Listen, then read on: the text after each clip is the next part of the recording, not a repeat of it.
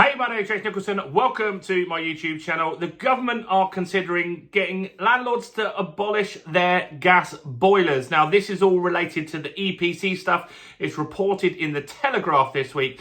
And I'm going to talk to you about why this is happening, whether it is likely to roll out, what are they suggesting that you do instead of having a gas boiler, and why this could cost landlord considerable sums of money. Now, before we jump into this, if you're new around here and you haven't done before, do make sure you subscribe to my channel over there and hit that bell notification. Join over 50,000 subscribers who get all the latest house price news, property news, house investing tips, and much, much more. And let's also get some views on this video. Your part in that is simple. All you need to do is smash like, tickle like, do something to that like button.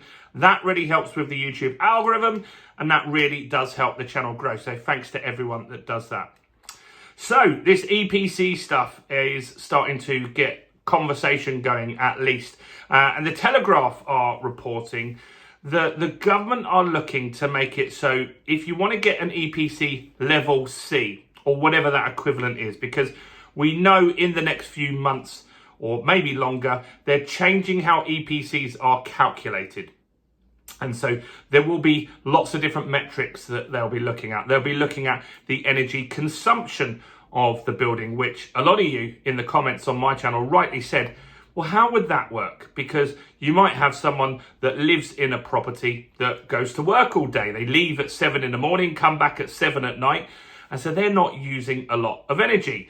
But the next door neighbour might be an elderly couple that have the heating on all day because they want to be nice and warm during the day. And so how would you compare that? Or you could have students that just turn the heaters on, go to college, leave the windows open because they're paying a fixed price.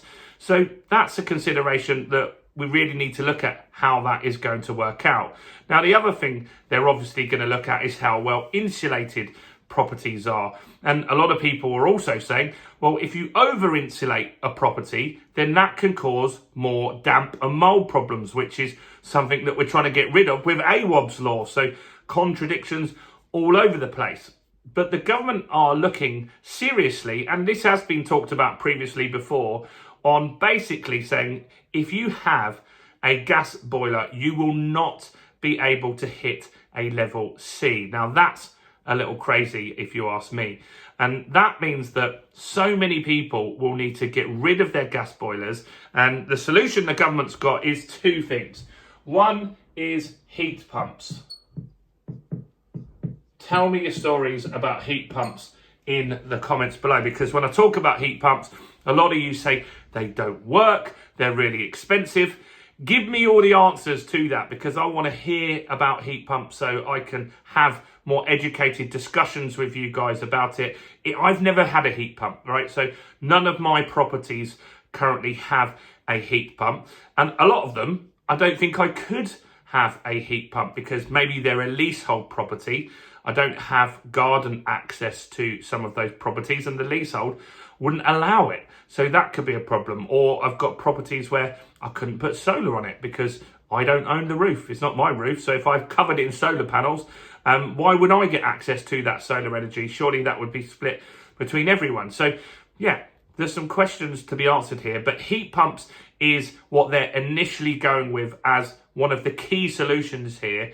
But I've not heard anything good about heat pumps, if I'm honest. Maybe I'm wrong. So if you've got heat pumps, give me your experience, positive stories and negative stories as well, because maybe you've got a heat pump and it's worked out great for you. Maybe you've got a heat pump and it hasn't worked out great. If you're going to comment on that, let me know if you actually have a heat pump or if it's just your opinion or what you've read. That would be useful as well. So heat pumps is one thing that they're looking to push landlords to have. And that is, I think, it feels like they've got shares or ownership in heat pump companies or manufacturers, because the government does talk about heat pumps a lot. They seem to be quite high on that. The other solution is solar.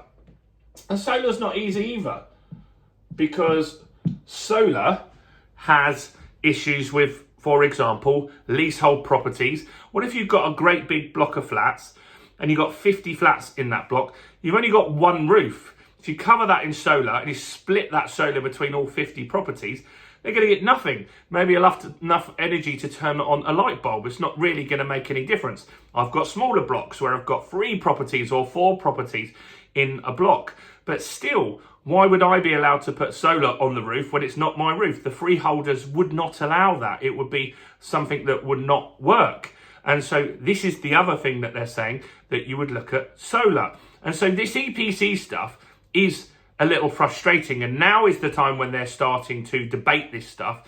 And we want to be vocal about it. We want to talk about this. And that's why I'm asking you in the comments, particularly on this video, let me know your experiences with solar or heat pumps. Did you get the EPC level C because of that?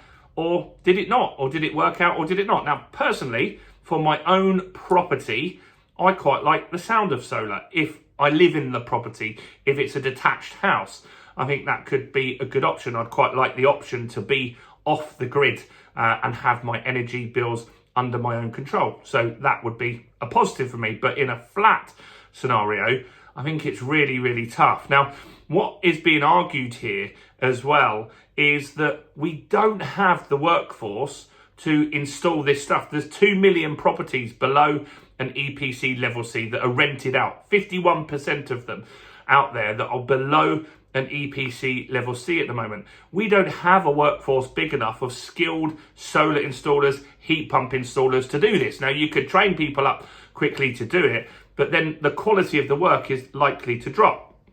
Now, the government also haven't taken into account the cost of this stuff.